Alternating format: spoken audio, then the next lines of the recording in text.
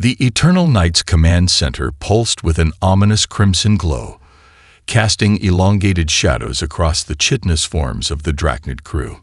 Supreme Commander Sarketh's four-fingered hand traced the holographic display of the burning civilization below. The Mirkari, for all their celebrated wisdom and artistry, had fallen in less than a standard cycle. Their crystal cities, once shimmering beacons of culture and learning, now served as funeral pyres for their own creators. Another successful pacification. Supreme Commander General Vex Thor reported, his mandibles clicking in their species equivalent of a satisfied smile. The surviving Mirkari have begun their integration into the labor pools. Resistance has dropped to negligible levels. Sarketh didn't respond immediately. His compound eyes reflected the destruction below, each facet capturing a different angle of the devastation. The Drachnid Empire had perfected this process over millennia. Swift conquest followed by immediate subjugation. It was efficient. It was predictable. It was boring. "Tell me, General." Sarketh finally spoke, his translator rendering his clicks and chirps into Galactic standard. "Do you remember the last time we faced a genuine challenge?" Before Vex Thor could answer, a commotion erupted near the detention area of the command center. Lieutenant Jessica Martinez, their human prisoner, had somehow worked free of her neural restraints. 3 Drachnid guards lay unconscious around her, their exoskeletons crackling with residual electricity from what appeared to be a crude but effective makeshift shock device. "You should have killed me when you had the chance." Martine spat blood onto the polished deck, her defiant grin visible even through her injuries. "Actually, scratch that. You should have killed all of us 20 years ago." Sarketh gestured dismissively. "Ah yes, the proud human spirit.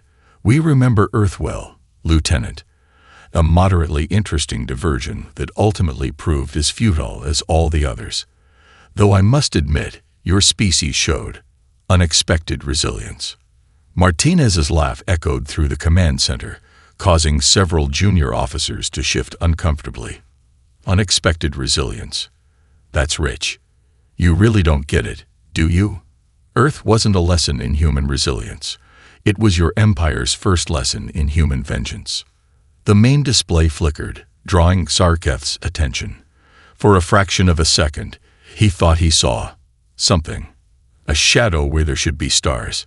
"General, run a full diagnostic on our sensor array."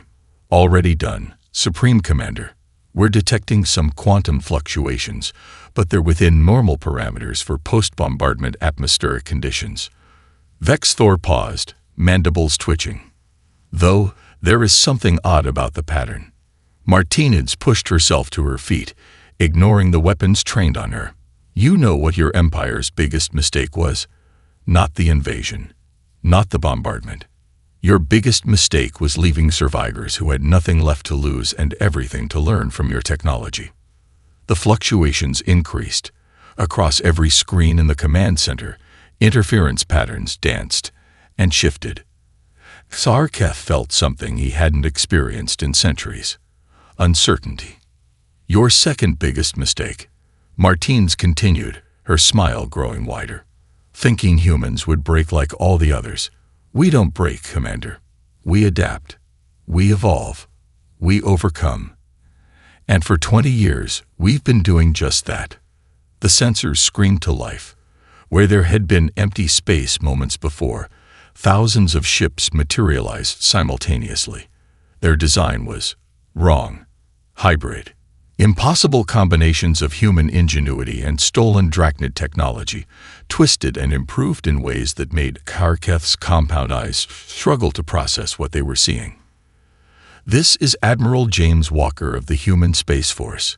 A new voice boomed across every channel, in perfect Drachnid clicks and chirps. "We know what you've done. Humanity has arrived. And we've brought 20 years of preparation with us." Martinez's laughter mixed with the sound of alarms as the first wave of human ships opened fire, their weapons bypassing shields that had stood impenetrable for millennia. "Welcome to your last stand, Commander. Turns out humans don't just survive. We learn. We remember. and we come back stronger.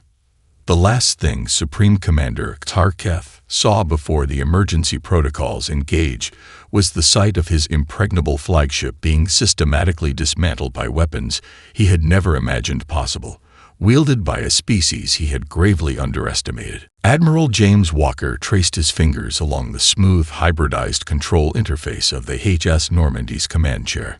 20 years ago, he'd been Lieutenant Walker, piloting a burning F-302 through the ruins of Houston, while Drachnid ships darkened the sky. Now he commanded humanity's revenge, wrapped in 30 kilometers of stealth-plated fury. Neural synchronization at optimal levels, Admiral. Major Emily Thompson reported from her station. The soft blue glow of the quantum displays reflected off her neural interface implants. The fleet's ready for phase shift on your mark. Walker nodded, his own neural implants humming with the collective consciousness of 5,000 ships and their crews. Dr. Michael Hayes's breakthrough had changed everything. The ability to merge human intuition with machine precision without losing either. The Drachnids had given humanity the basic tools during their invasion, never imagining how humans would reshape them. "Show me Earth, Emily," Walker commanded softly. The main display shifted, showing their scarred homeworld. 20 years of reconstruction had healed the worst wounds, but the craters remained as permanent reminders. The largest, stretching across what had been the Pacific Northwest, now housed humanity's largest shipyard, hidden beneath a holographic ocean.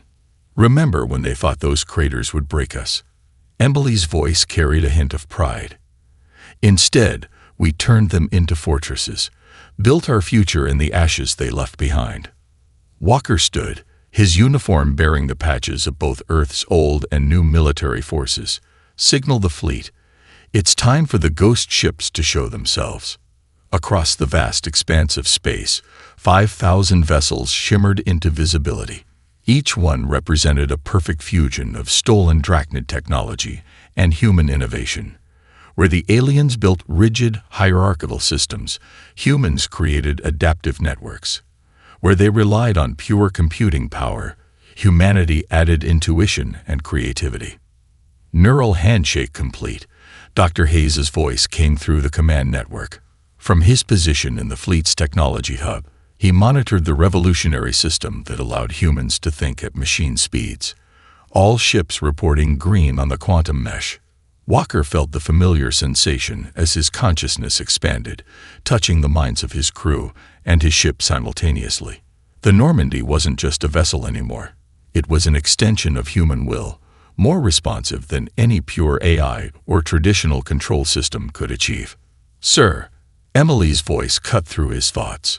"Long-range sensors are picking up the Drachnid bombardment of the Mirkari homeworld. They're doing to them what they tried to do to us." Walker's jaw tightened. The neural link carried his anger across the fleet, a ripple of shared determination. "Not this time." "Lieutenant Commander Cooper, are the quantum viruses in position?" "Yes, sir." Cooper's voice resonated through the neural network. "Every piece of salvage they've collected over the past 2 decades is waiting for our signal. The moment we engage, their systems will begin to turn against them." Walker allowed himself a grim smile. The Drachnids' arrogance had been their undoing. They'd grown so accustomed to being the most advanced species that they'd never questioned the seemingly broken pieces of technology they'd gathered from conquered worlds. Each one carried a fragment of humanity's revenge. "All ships, battle formations," Walker commanded. "Remember your training. Remember Earth. But most importantly, remember this: we're not just fighting for revenge. We're fighting to ensure no other species ever suffers what we suffered." The Ghost Fleet moved with impossible grace, 5,000 ships sliding through space like a single organism. The neural link hummed with shared purpose, human minds working in perfect harmony with their machines. This was humanity's answer to alien aggression, not just better weapons, but a better way of fighting. "Phase shift drives spooling up," Emily reported. "Quantum signatures masked. We are go for translocation." Walker took one last look at Earth through the virtual display. 20 years ago, He'd sworn an oath in the burning ruins of his home. Today, he would fulfill it. "Begin the operation," he ordered. "Show them what humanity has learned in the dark." The Ghost Fleet vanished, leaving behind empty space and 2 decades of preparation. When they reappeared, they would bring with them humanity's response to extinction, evolution, adaptation, and ultimately, revolution. Colonel Diana Rodriguez stood in the darkened war room beneath the Pacific crater, surrounded by holographic displays showing thousands of blinking dots scattered across Drachnid space. Each light represented a piece of humanity's patience, a fragment of their vengeance waiting to awaken. Phase 1 is complete, Lieutenant Commander Ryan Cooper reported, his hands dancing across the quantum interface. The salvage teams took the bait. Again, a new cluster of lights appeared on the display, deep in Drachnid territory. They never could resist abandoned technology. Diana allowed herself a small smile. The Drachnid's superiority complex had made them predictable. For 20 years, they'd been collecting what they thought were remnants of failed human resistance. Damaged ships, broken weapons, abandoned communications arrays. Each piece carefully engineered to appear just advanced enough to interest them, just damaged enough to seem harmless. "Show me the infection rate," she commanded. The display shifted, revealing a web of neural pathways spreading through Drachnid systems like roots through soil. Beautiful. They've integrated our tech so deeply into their networks they couldn't remove it now even if they wanted to. The war room door hissed open as Dr. Lauren Mitchell entered, carrying fresh data crystals. Latest reports from our deep cover agents. The Drachnids are still testing the quantum processor cores we lost during the Battle of Mars. They think they've cracked our encryption. She laughed softly. They have no idea each core is a dormant virus carrier. Diana nodded, remembering the day they'd conceived the Sleeper Protocol. In the burning ruins of Washington, D.C., as Drachnid ships darkened the sky, she'd realized that humanity couldn't win through strength alone. They needed to be smarter, more patient, more insidious. "Status of the Liberty Seeds," she asked, turning to another display showing enslaved alien worlds. Cooper pulled up the data, distributed across 87% of occupied territories. The control collars they use on slave species have been quietly accepting our firmware updates. One signal from the fleet, and every restraint system in Drachnid space will deactivate simultaneously. And the quantum network. Diana's voice carried the weight of 2 decades of planning.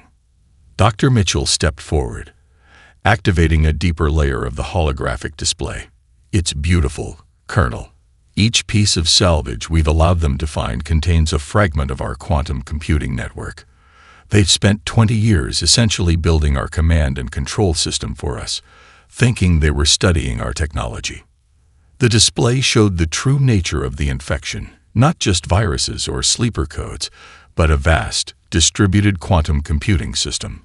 The Drachnids had unwittingly constructed humanity's greatest weapon within their own empire, piece by piece, year by year. "Signal from the Ghost Fleet," Cooper announced suddenly. "Admiral Walker has engaged the Drachnid forces at the Mirkari homeworld. Operation timeline is accelerating." Diana straightened, her cybernetic eye glowing softly as she interfaced with the command system. "This is Colonel Rodriguez to all deep cover agents.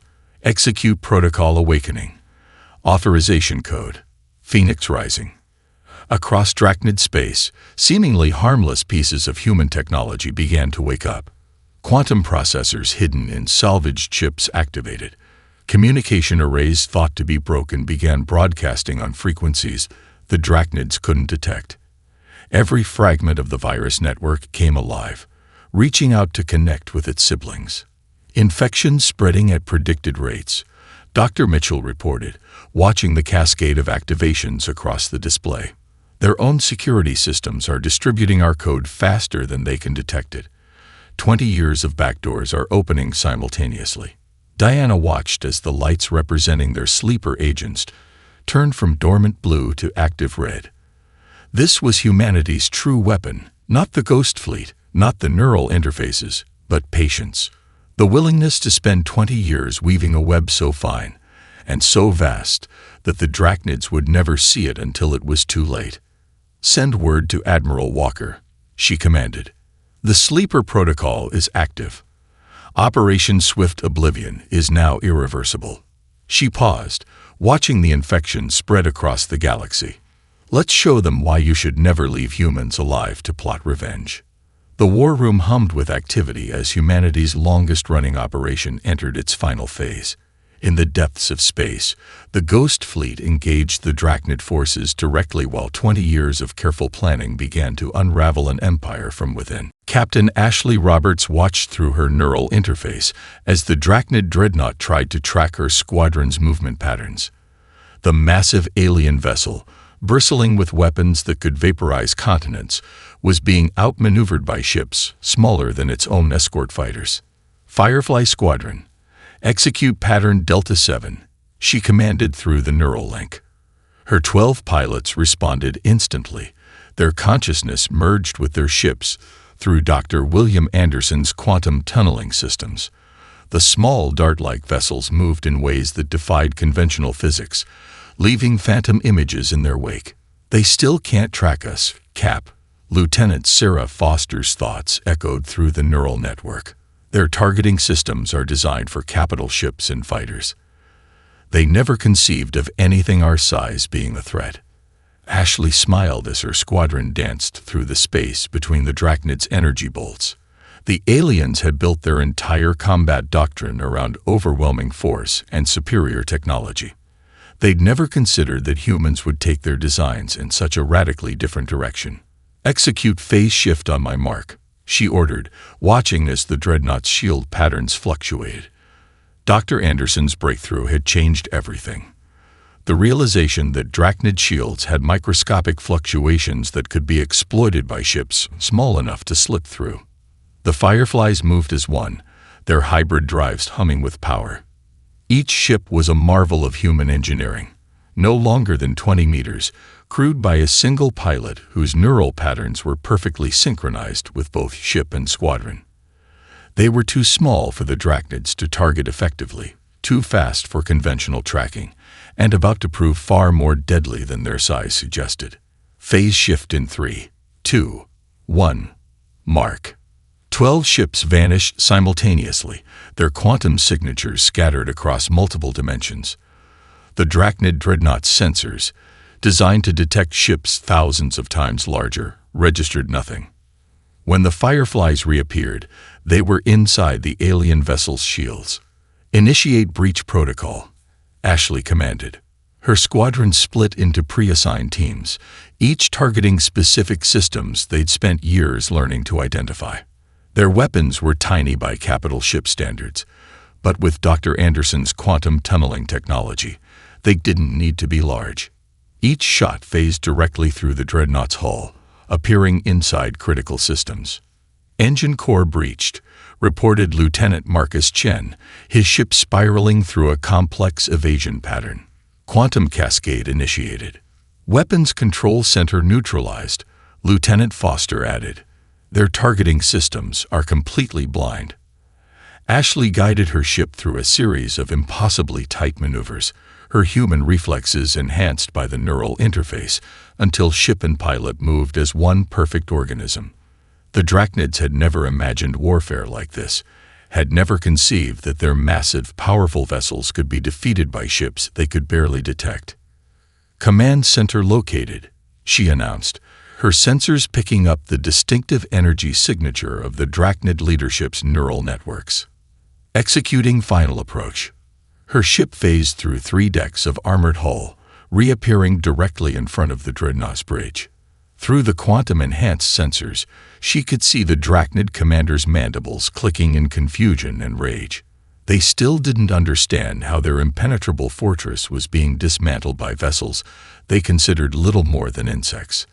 "This is Captain Ashley Roberts of the Human Space Force Firefly Squadron," she broadcast on all frequencies. "Your shields are compromised, your weapons are blind, and your engines are about to overload. Surrender now, or we'll show you exactly what these insignificant ships can do."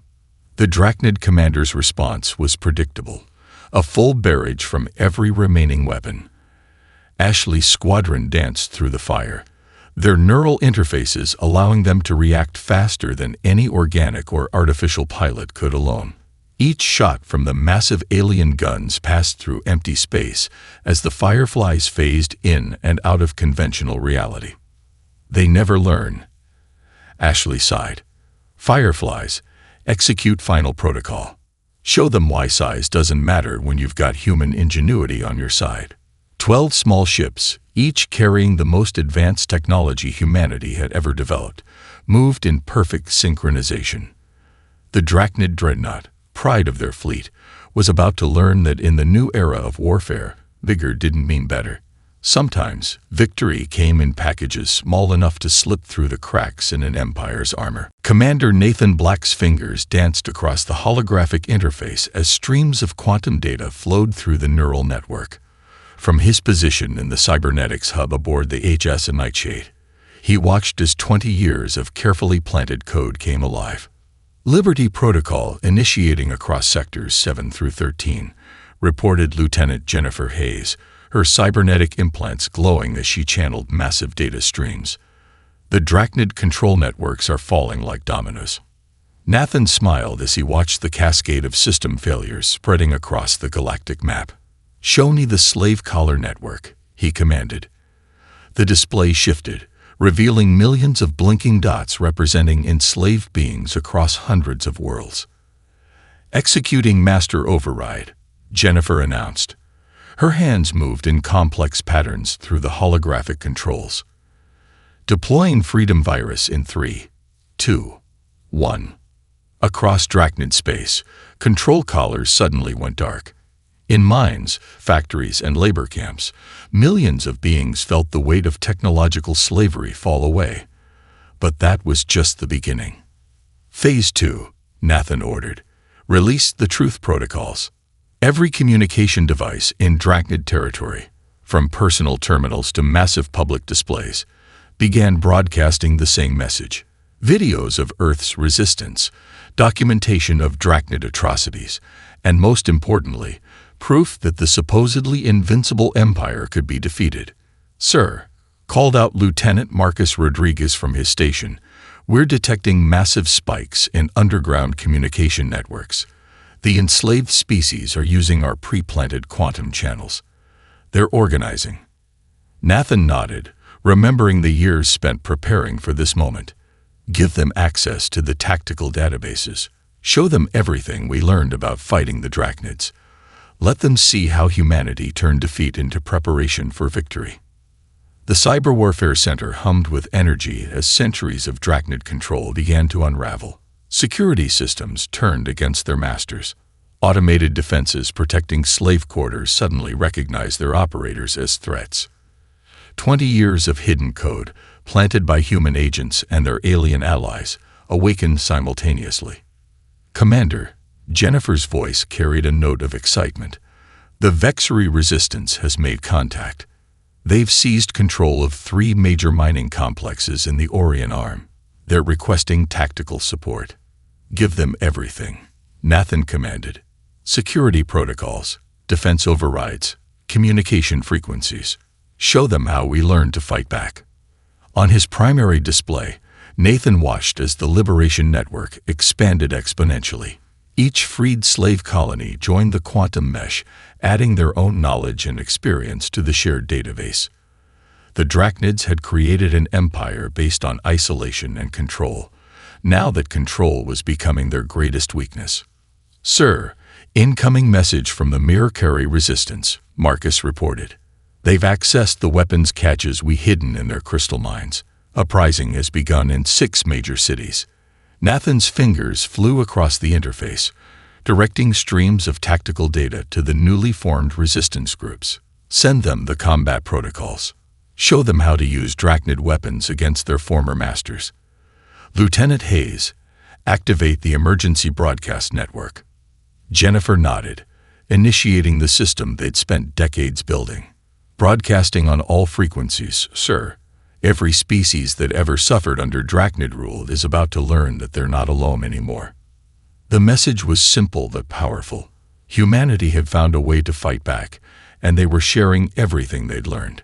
Combat tactics, weapons specifications, security overrides, 2 decades of hard-won knowledge flowing freely to anyone willing to stand up against their oppressors. "Commander," Marcus called out, "the Drachnids are trying to lock down their networks. They're initiating emergency protocols." Nathan actually laughed. "Let them try. Show me their command channels." The display shifted, revealing the frantic communications between Drachnid leadership. Their carefully ordered empire was dissolving into chaos as every slave species they'd ever subjugated suddenly gained access to the tools of revolution. "Send word to Colonel Rodriguez," Nathan ordered. "The digital uprising is fully operational. The Empire's cybernetic backbone is breaking exactly as planned." He watched as another cluster of systems went dark, then reactivated under rebel control. The Drachnids had built their power on technological superiority and absolute control. Now, humanity was teaching the galaxy that the greatest weapon against tyranny wasn't better technology. It was the knowledge of how to turn that technology against its masters. Vice Admiral Olivia Harrison watched from the bridge of the HSS Shadow Strike as another Drachnid supply convoy disappeared into the quantum storms her teams had created. The aliens never understood why their supposedly perfect logistics networks kept failing.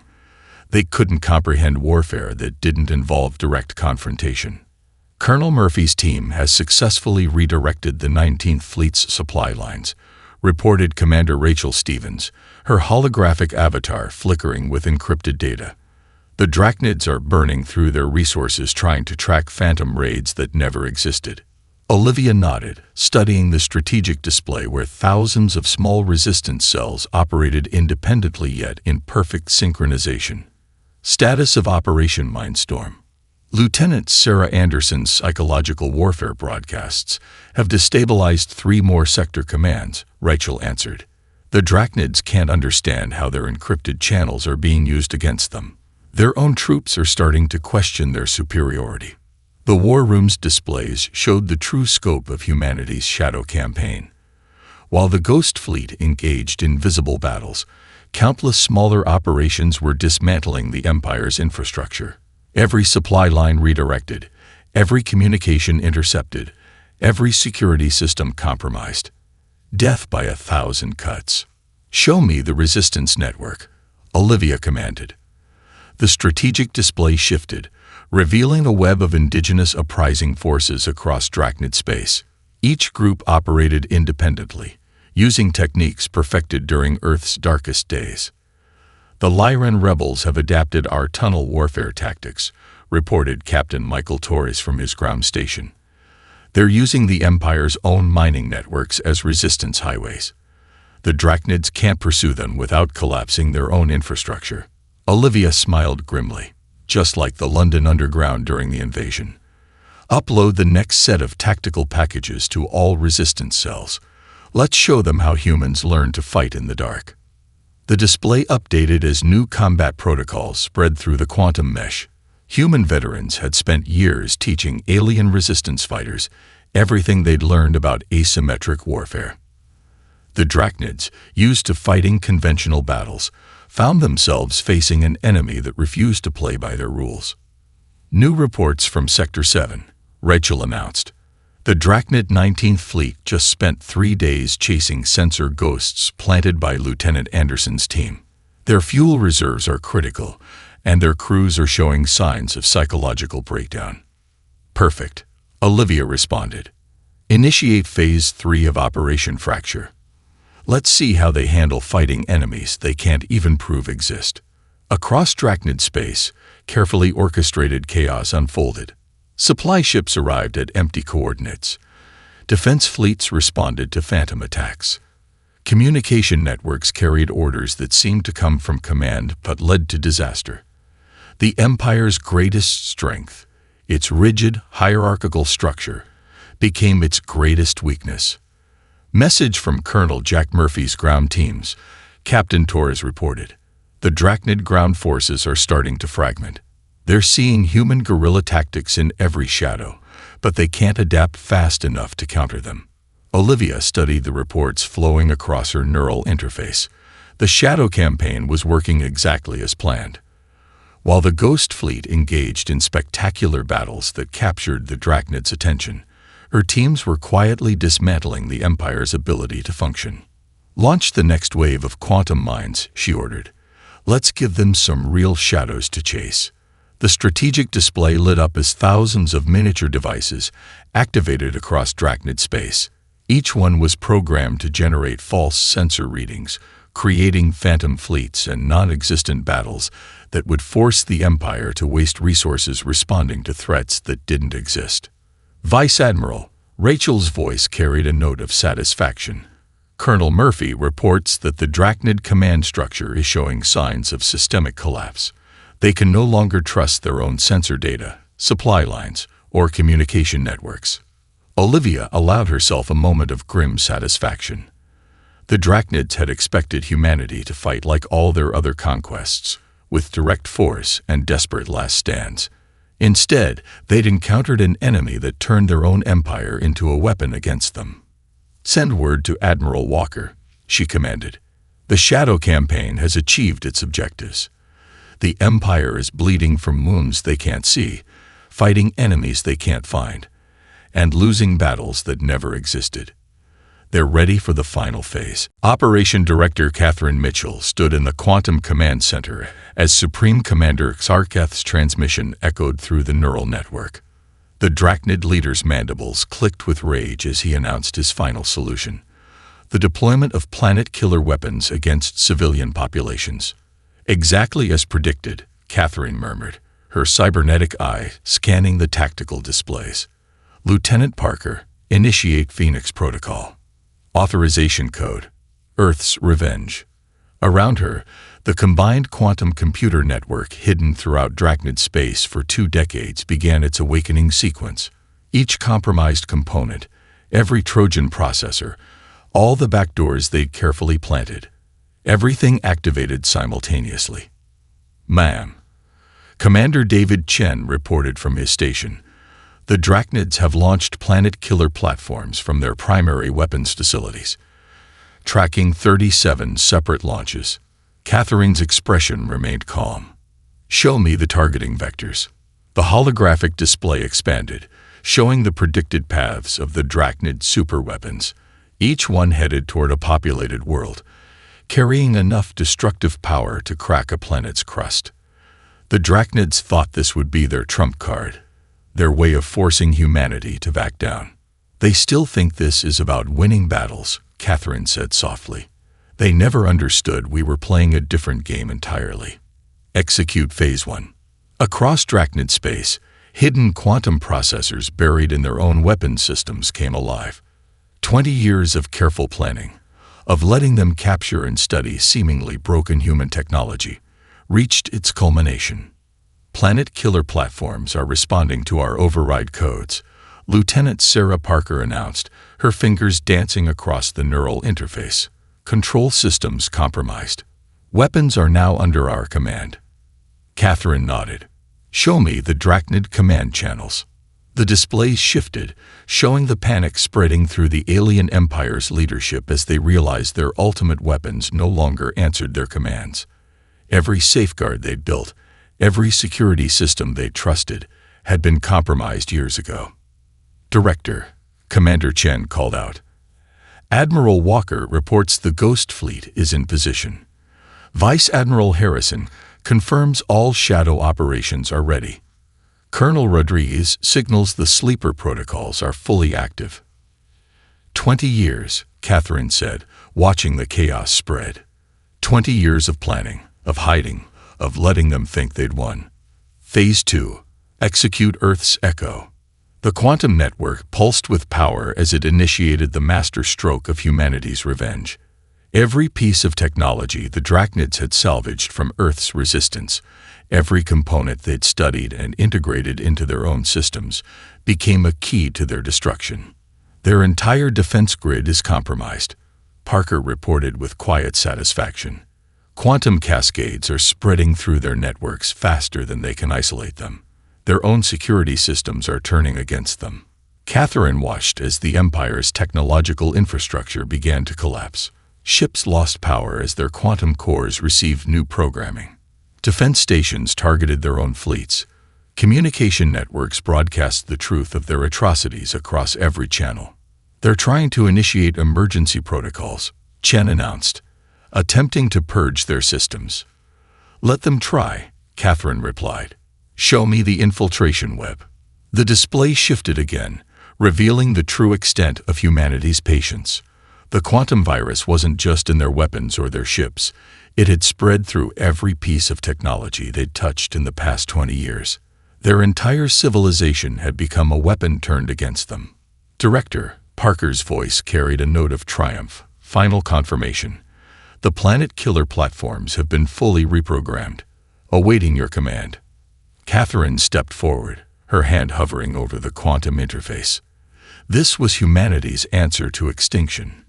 Not just survival, but evolution. The Drachnids had taught them the meaning of total war. Now they would learn what happens when you push humans to the edge of extinction and give them time to plan their response. "Send final message to all commands," she ordered. "Operation Phoenix is complete. Execute final protocols. Let's show them why Earth named its greatest weapon after a creature that rises from its own ashes." The quantum network hummed with power as humanity's longest-running operation reached its culmination. The Drachnid Empire was about to learn that their greatest mistake wasn't trying to destroy humanity. It was failing to finish the job. Ambassador Thomas Reynolds stood before the newly formed Council of Free Species, his weathered face reflecting the light from 100 alien suns through the chamber's crystal dome. The Grand Hall, built from the remnants of a Drachnid command center, now hosted representatives from every liberated world. "The last Drachnid holdout surrendered this morning," he announced, his voice carrying across the assembly. "Supreme Commander Sarkith himself will stand trial for crimes against sentient life. But we're not here to talk about endings. We're here to discuss beginnings." The chamber hummed with translated conversations as representatives from 100 species processed the news. The Mirkari delegation's crystal forms shimmered with emotion. The Vexri's bioluminescent patterns pulsed with hope. Even the stoic Lyran observers showed signs of what humans would call tears. 20 years ago, Thomas continued, humanity faced extinction. We survived not through superior technology or overwhelming force, but through something the Drachnids never understood: our ability to unite, to adapt, and to share what we'd learned. He gestured to the holographic display showing the new trade routes and defense networks being established across former Drachnid space. We're not here to replace one empire with another. We're here to ensure no species ever faces extinction alone again. Commander Sarah Anderson, now serving as Earth's military liaison, stepped forward. The defense protocols and resistance tactics that helped us defeat the Drachnids are being shared with every member world. We're not just teaching you to fight. We're teaching you to survive, to adapt, to overcome. The display shifted, showing the new quantum communication network being established between member worlds.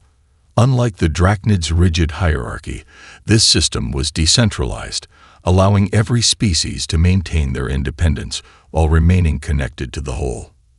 From the ashes of empire, Thomas proclaimed, we're building something unprecedented. Not a hierarchy of power, but a network of equals. Each species contributing their unique strengths, their distinctive perspectives, their individual innovations. Dr. Michael Hayes, his neural implants glowing softly, approached the podium. The quantum integration technology that helped us defeat the Drachnids is being adapted for peaceful purposes. Every member world will have access to the combined scientific knowledge of all species. We rise together, or not at all. The chamber erupted in approving sounds from 100 different species. The Vexri representatives' bioluminescence created patterns of joy that painted the ceiling in swirling colors. The Mirkari's crystal forms resonated with harmonious frequencies that humans felt in their bones. But our greatest gift, Thomas continued, isn't technology or tactics. It's the lesson humanity learned in our darkest hour, that true strength comes not from domination, but from cooperation. Not from fear, but from hope. The holographic display showed the ruins of Earth's cities being rebuilt, alongside similar reconstruction efforts across the galaxy. Former slave worlds were becoming centers of learning and innovation. Trade routes were replacing invasion corridors. The tools of war were being transformed into instruments of peace. "We're establishing the Galactic Academy of Sciences and Culture," Dr. Hayes announced. "Every species will share their knowledge, their art, their dreams." The Drachnids sought to create an empire of fear. "Together, we'll build a civilization of wonder." Ambassador Reynolds raised his hand, and the chamber's crystal dome became transparent, revealing the star-filled sky above. "Look up there." The Drachnids saw those stars as territories to conquer. "We see them as frontiers to explore together." They sought to rule the galaxy. "We seek to understand it."